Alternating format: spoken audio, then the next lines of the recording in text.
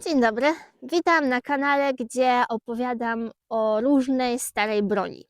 Ja jestem Ola, a w dzisiejszym odcinku przedstawiam Wam berdysz. Berdysz to drzewcowa broń piechoty, będąca wielkim, ciężkim, szerokim toporem. Powstała ona w XIV wieku w Austrii, a założenia takiego berdysza polegają na tym, żeby żołnierz piechoty mógł walczyć z konnicą, ponieważ dzięki temu wielkiemu, mającemu 60 cm ostrzu, można było z powodzeniem powalić konia, jak również przebijało ono zbroję. Słowo berdysz pochodzi od łacińskiego berdicum, oznaczającego siekierę. Berdysze mogły mieć nawet do 1,80 m długości. Ich cechą charakterystyczną jest właśnie takie ogromne, monumentalne ostrze, które było przytwierdzone do drzewca w dwóch miejscach, ponieważ oprócz tego tutaj również znajduje się obejma, która stabilizuje całość na drzewcu.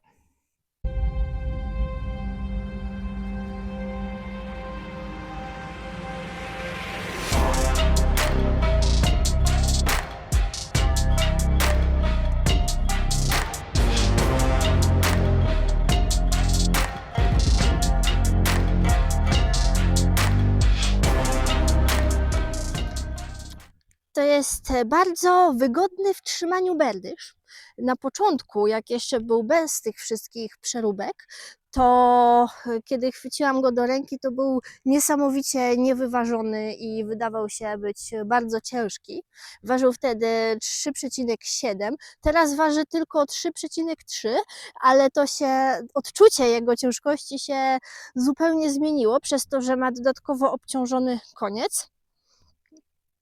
I tutaj to ostrze również zostało odpowiednio odchudzone, wyszlifowane, przerobione, jak również drewniany drzewiec też został zeszlifowany i zmniejszony i teraz bardzo fajnie i wygodnie się go trzyma. Jak pierwszy raz go chwyciłam do ręki, to od razu taką miałam ochotę, żeby coś przeciąć, jakiś, nie wiem, kawał drewna rozłupać, tylko że jest on na razie jeszcze tępy. Tata się mnie zapytał, a naostrzyć ci go? Ja sobie tak pomyślałam i przypomniałam sobie moją falkatę, którą się zacięłam i stwierdziłam, może na wszelki wypadek lepiej nie. Kiedy indziej się go naostrzy, w przyszłości.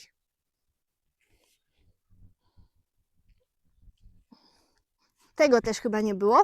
Jedno kółko, drugie kółko, więc będzie można go sobie powiesić, nosić jakoś zaczepiony na plecach.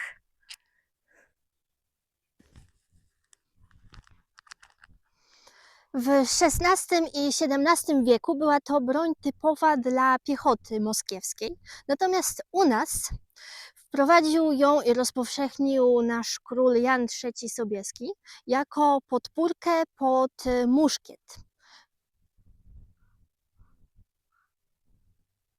Tak się nie odzywałam przez chwilę, bo jakieś zwierzątko tutaj biegnie przecinką w rzepaku, malutkie. Nie widzę, co to jest, kot albo zając. Więc był to tak zwany berdysz mały, mający od 110 do 155 cm. Stawiało się go na ziemi i opierało się wielki, ciężki, nieporęczny muszkiet o to miejsce. Tutaj mam bardzo fajną ilustrację pokazującą właśnie dwóch żołnierzy wyposażonych i w berdysze, i w muszkiety. Natomiast ten nasz egzemplarz to jest berdysz duży, wcześniejszy, replika berdysza z czasów, kiedy jeszcze nie wynaleziono muszkietów, natomiast mógł on służyć jako na przykład podpórka pod włócznie. Z dużych toporów bojowych, dwuręcznych, można też kojarzyć topór duński, nazywany inaczej toporem wikingów. Wyglądał on właśnie w ten sposób.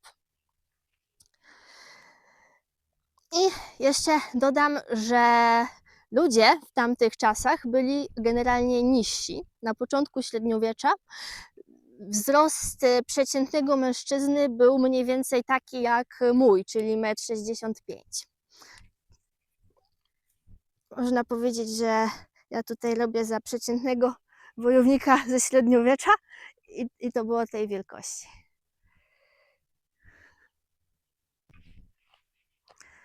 W XVI i XVII wieku berdysze były w Polsce używane przez Straż Miejską. Teraz sobie wyobraźmy Straż Miejską z takimi berdyszami.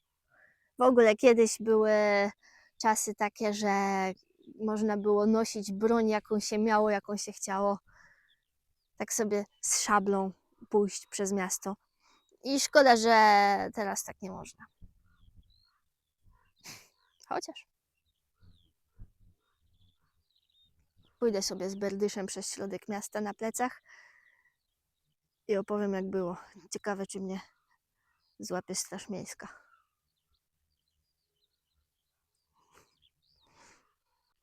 Natomiast w Wojsku Polskim był w użyciu do lat 20. XVIII wieku.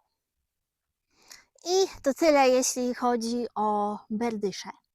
W następnym odcinku będzie gladius, czyli miecz rzymskiego legionisty. Bardzo popularny i mnóstwo było tych gladiusów za czasów Imperium Rzymskiego. Każdy żołnierz miał gladius, a do naszych czasów wyobraźcie sobie, że zachowało się tylko kilka egzemplarzy gladiusów. To bardzo szybko się te miecze rozkładały, bo to była kiepska stal, także pokażę Wam replikę gladiusa.